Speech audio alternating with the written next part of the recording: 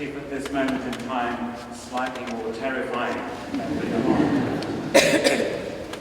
I've worn glasses since I was about 7 years old, and I need them to make sense of the world around me.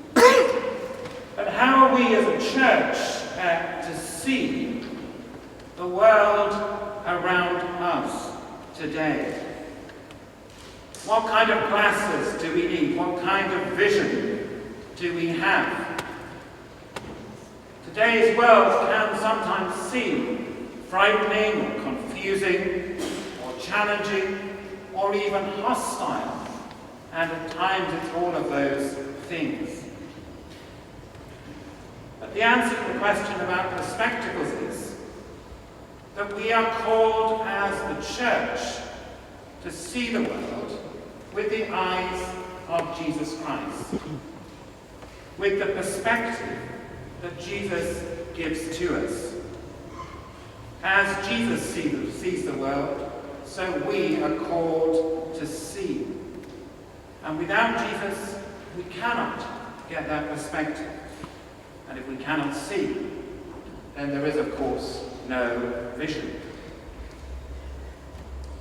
One of the many pairs of spectacles Jesus gives his church are these 8 short sayings at the beginning of the Sermon on the Mount.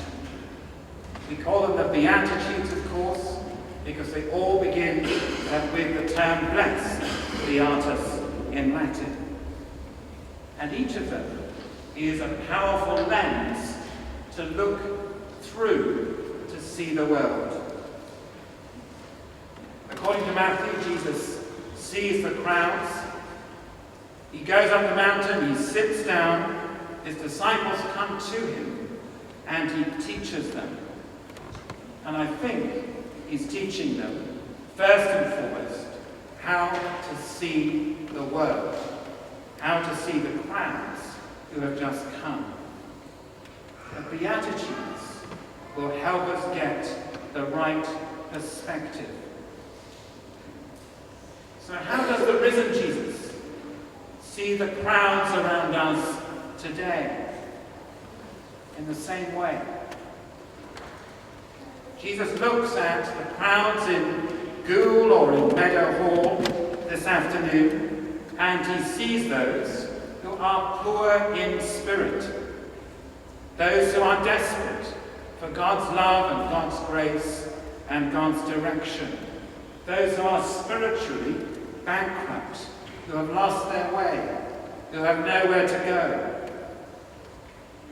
Those people who know they need God are blessed, says Jesus, because once you start really to look for God, you will find him. Once you start to knock, the door is opened.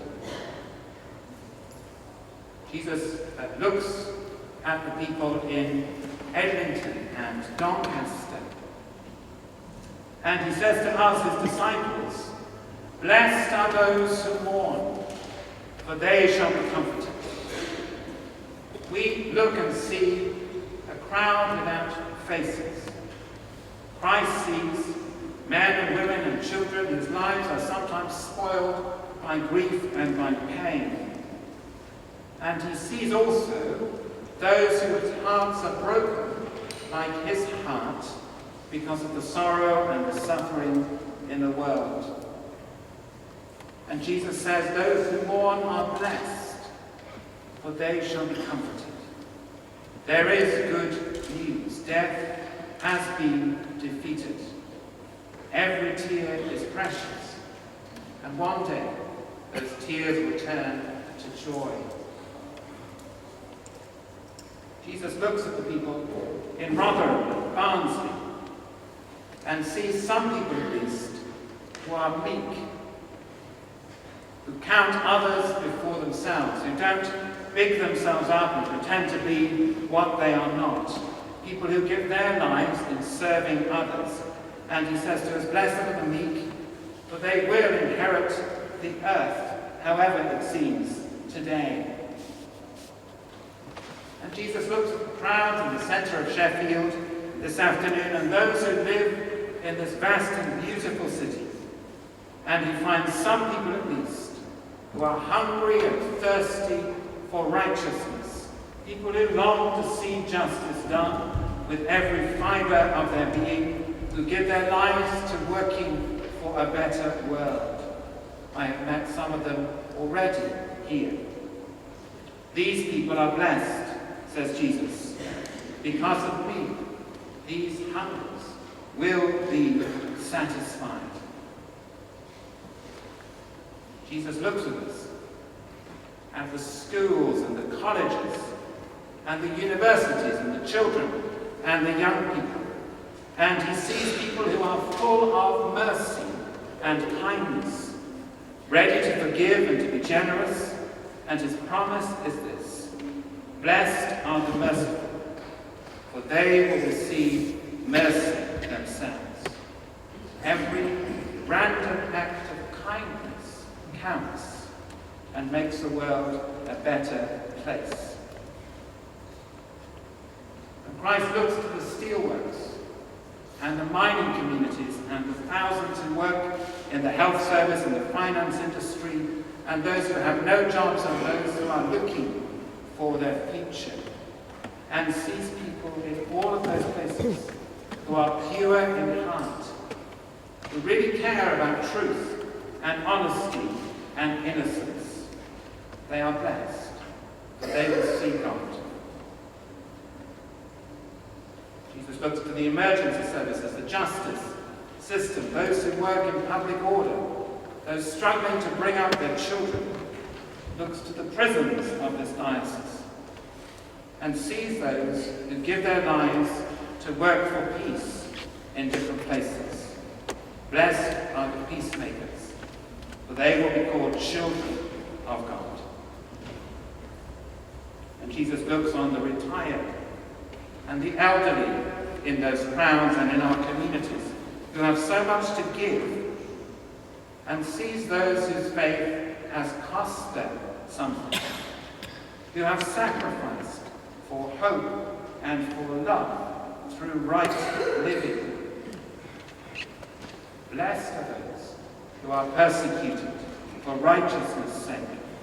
They will have their reward now. Theirs is the kingdom of heaven.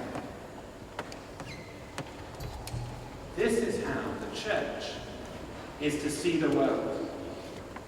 Through the eyes of Christ, through the lens of the Beatitudes, positively, creatively, hopefully, affirming what is good, challenging what is wrong, blessing what God is doing, and telling the good news we have to all who will listen.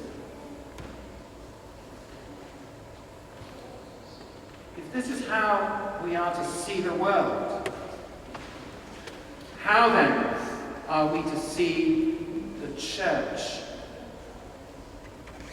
What kind of church are we called to be in 2009 and in the years to come as we journey together? How are we to serve the 1.2 million people who live in this diocese? As the Church of England, we have a presence in every single